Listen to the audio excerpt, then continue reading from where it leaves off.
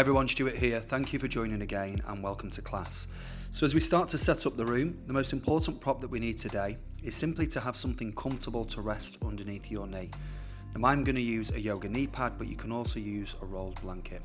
Our opening movements, as ever, are quite fluid, not quite dynamic, but definitely fluid, and we're going to look to flex and extend the spine. So as you move forwards, you separate the shoulder blades. This is a flexion of the spine. It stretches the back muscles. As you head back, we extend the spine and we strengthen the back muscles. So moving between those two junctions fluidly, you can start to grow into it. And as you fold forwards into a spinal roll, you bring more stretch sensation to the back of the legs and the buttocks too. As you stand and head backwards, we do the counter to that. So you start to include a stretch of the stomach, the hip flexors, and a little bit into the thighs. It's a great way to warm up the spine and prepare us for our practice.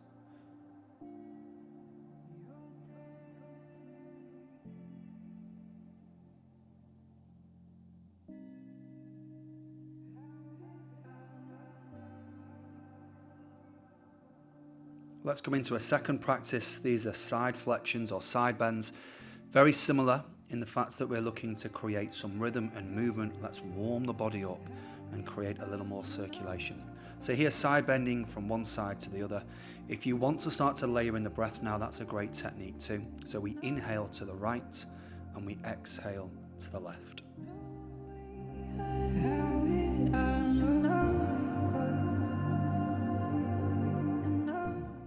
And then finally, we can come to twists and rotations. Importantly here, you saw me highlight the direction of the knees. Imagine your kneecaps are two floodlights, they remain facing forwards.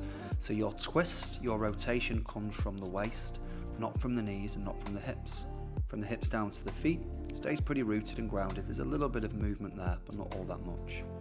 Let's come into some walking squats. This is Malasana pose from yoga, a really functional, very practical exercise that's going to not just help us on the mat, but it helps us in our day-to-day life. Here the important part is keeping the spine so it matches the angle of the shin. We don't round the spine or collapse it forwards, we keep it fairly upright with a slight hinge. Try to keep your heels rooted to the ground and lower your bum as close to the ground as you can. As the weeks pass by and you become more accustomed to the practice, this is an area where you should notice improvements. So now that we're prepped, let's come into our first posture, a wide leg forward fold. Here we take an exaggerated stance. We want to open up the feet enough so we can feel a stretch of the inner thighs, but we can still strengthen the thighs and try to retain a straight leg. Once we arrive down towards the ground, you can use bricks to rest your head onto. If you prefer, you can keep your hands resting on the ground for more support and have the head suspended in the air. Or if you're able to do so, take hold of the heels, draw your navel to the thighs, and the crown of the head can rest on the mat. Let's seal the lips down, and then quite simply slow the breath. Take slower and longer inhales, and marry that with slower and longer exhales.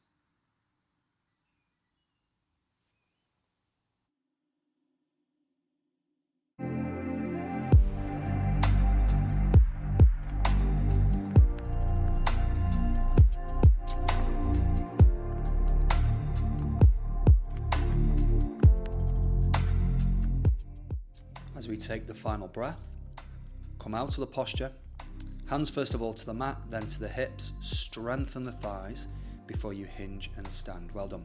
Next, we're going to come into goddess pose, Devyasana, or sometimes called horse stance. Slightly narrow the stance, turn both feet outwardly, and then simply squat down. To help you squat down, there will be a slight hinging forwards of the body, but we also want to keep the spine nice and straight. Relax the shoulders, seal the lips, and let's pause here for an additional 3 breaths.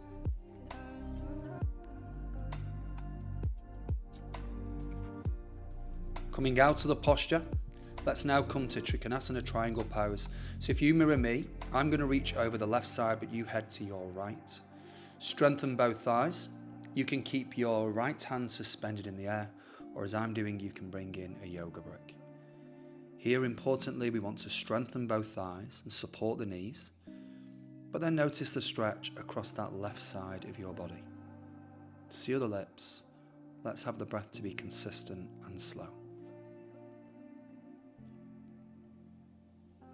Coming out of the posture, we bend the right knee to give us support. We hinge and stand.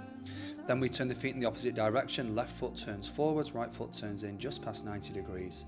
We reach forwards and then come into triangle pose. Once again, strengthen the thighs. Tune into the stretch that you can feel in the legs, but also along that right side of your body.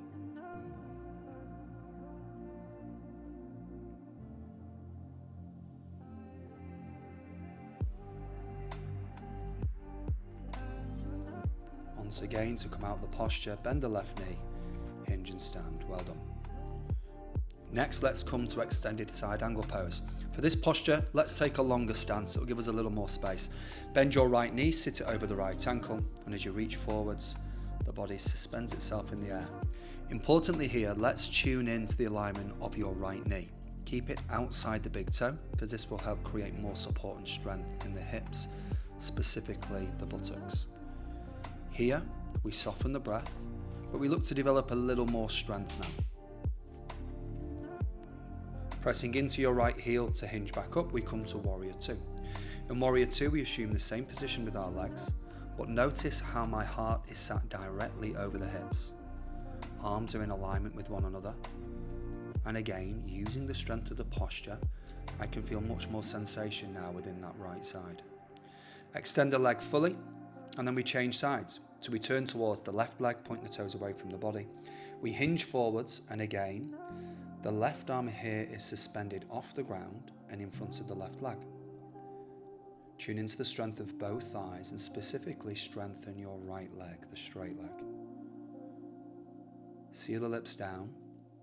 See if you can soften the breath but retain the challenge of the posture. Pressing into your left heel, hinge and stand, and we come to Warrior Two. This is where our strength is enhanced. Relax the shoulders away from your ears. Steady the breath.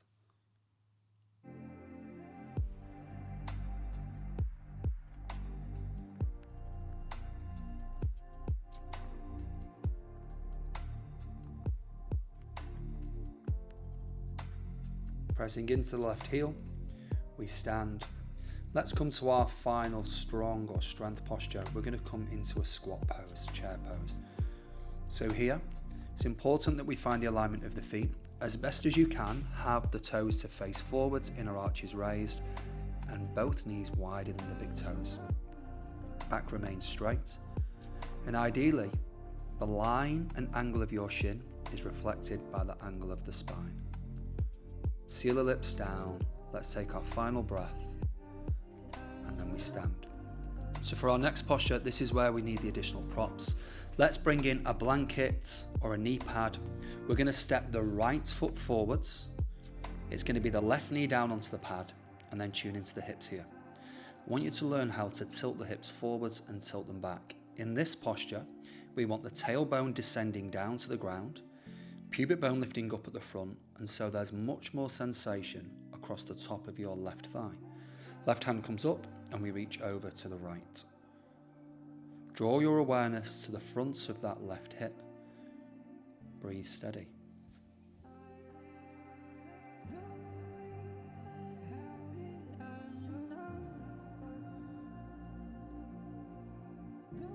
So we bring the body back to the center. Left hand lowers to the ground and rotate your body towards the right leg. As we take this twist, still encourage your right leg to be drawn inwardly towards the navel so you can feel the strength of the inner thigh and also the abdomen.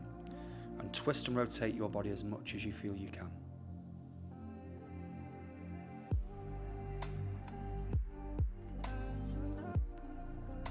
As the right hand begins to lower, we simply pick up the back knee, crisscross the hands and crawl to face in the opposite direction. So this time it will be your left leg that is forwards.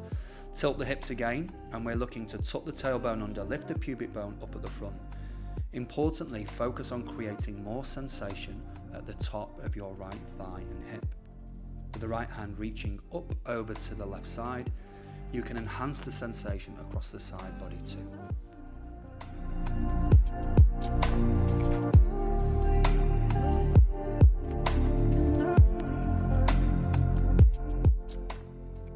Now we come into our second posture here. Right hand lowers to the ground, we twist and rotate the body towards the left leg. We draw the left thigh towards the stomach and twist and rotate the body as much as the space in your body allows. Even here we relax the shoulders away from the ears, and even here we slow and steady the breath.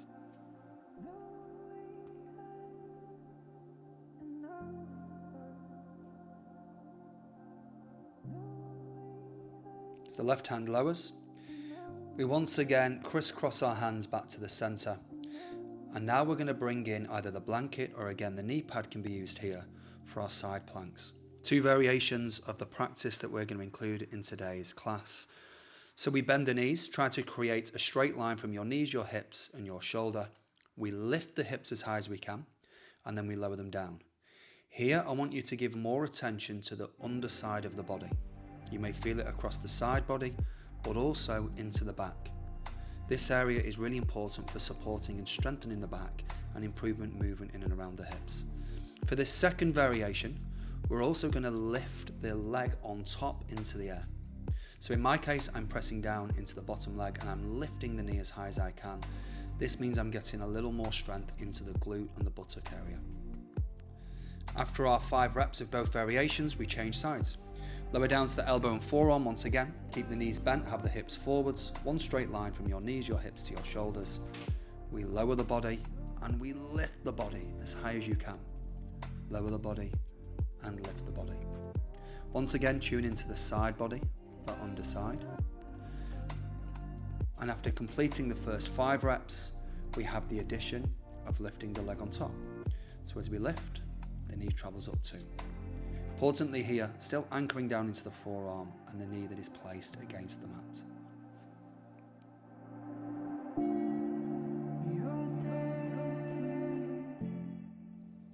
Well done all. Okay, let's make the transition to our final postures. Here we're going to use a yoga bolster, but you don't need this to practice today. What we're looking to do is to start to lie down onto your back, lift the legs into the air, have the knees bent. If you're able to do so, take your right leg over the left. And as you twist your legs over to the left side, you can place the bolster or you can use your hand to draw you into a deeper stretch. Here I'm encouraging the shoulders to be relaxed on the mat. Once again the lips are sealed, and once again I'm simply lengthening the breath and slowing it down.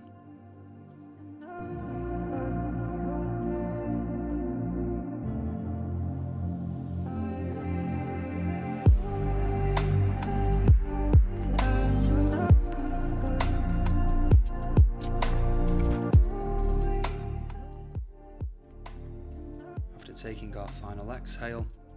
If you've used a prop, take it to one side, bring the legs back to the centre and then just rock from right to left and left to right. If you're able to do so, left leg can be bound over the top of the right. Bolster can come in to add more stretch. Shoulders and shoulder blades rest onto the ground. Seal the lips and slow the breath down.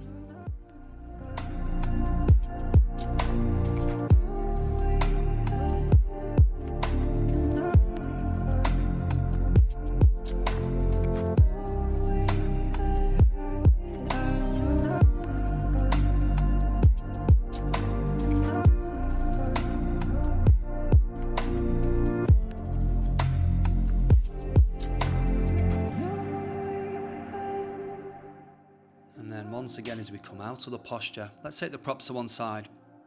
A few additional movements, sweeping the body from right to left, and then we get comfortable. Come into a reclined position.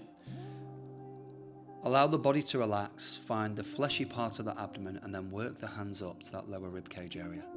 Notice here that my hands are out to the side of the body, and I'm with a good degree of firmness pressing my hands in against the rib cage.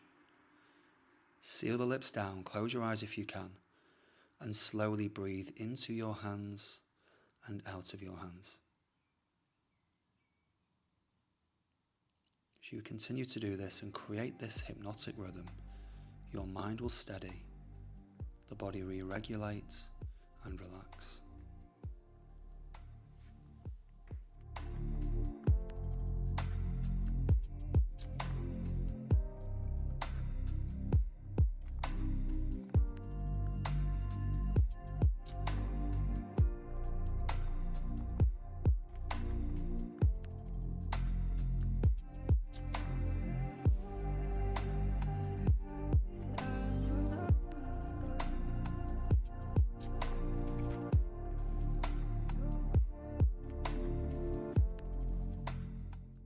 And let's take one final breath together.